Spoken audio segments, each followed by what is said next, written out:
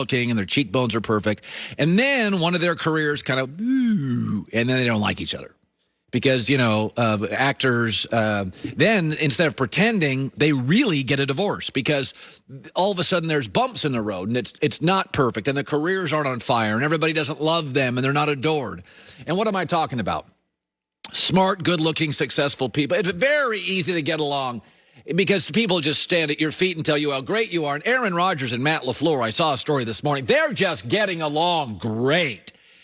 Well, yeah, because they don't throw interceptions or get sacked because they played 4 crappy defenses. They've faced the 30th, 29th, 28th, and 26th ranked defense, and they've scored 30-plus points in all their games. Of course Aaron Rodgers and Matt LaFleur are getting along. If they weren't getting along, you'd have real problems. You know when Mike McCarthy and Aaron Rodgers never argued? You know when you never heard about their relationship going south? The year they won the Super Bowl and the year after they went 15-1. In fact, I've got an actual quote here.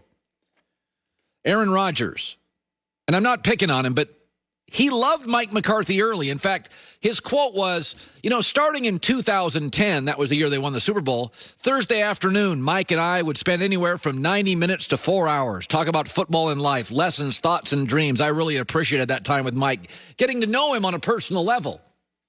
Mike McCarthy and Aaron would spend 4 hours together just talking about life and stuff. Because in 2 years, nobody could really beat them. I want to see Green Bay and Aaron this weekend face Tampa. That's a real defense. Aaron's going to get sacked. He may get intercepted. They're going to have a lot of 3 and outs, and it's going to be ugly. And that's when a Hollywood couple can last. After the bomb, his career dovetails. She's the shining star in Hollywood, and he's now a character actor and can't get jobs. Then let's see how you get along. Let's see how these guys get along when they're not 13-3 last year. And let's see how they get along. Because they didn't get along very well when Jordan Love got drafted. They got along at the end of last year, and they're getting along now, and they're playing bad defenses, and everything is great. And I am not saying they can't win the game, and I am not saying they won't get along, but everybody gets along when your career's on fire and you're winning. And by the way, Brady tolerated all that Belichick stuff. Did you ever notice this? Until all of a sudden they couldn't find a wide receiver for Tom. He started getting frustrated. And they lost to Tennessee, and his pick sixes went up because his receivers couldn't separate. And Edelman's drops the last 2 years in New England skyrocketed. And Gronk got old. And suddenly 18 years of listening to his mentor, Bill Belichick, he didn't want to listen to it quite as much. It wasn't as much fun.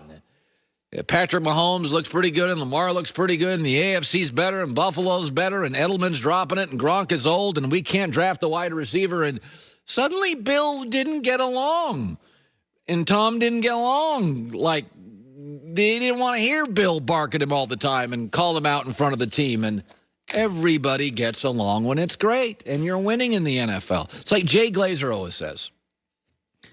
It's 2 different leagues. It's the you're driving to the stadium knowing you're going to win today, or there's driving to the stadium know you need to play perfect to win today.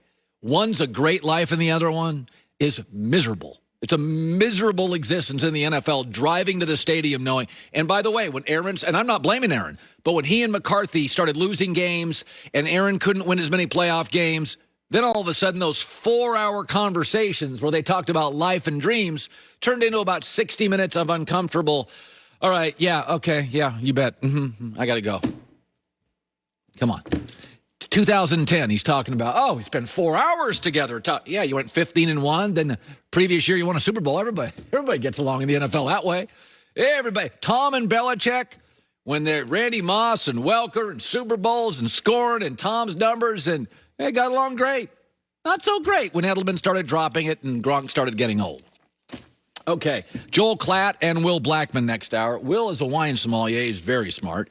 And Joel Klatt, he just thinks he knows a lot about college football. Somebody at this company has got to set Joel Klatt straight. This is my job. This is what I've been born to do. Take Joel Klatt and kind of, this is the way you should think. He doesn't want to listen, but hope you enjoy that. Plus, Emmanuel Sanders is stopping by today. Danny Green, who on games... One night in L.A., they couldn't stand him. The next night, they loved him.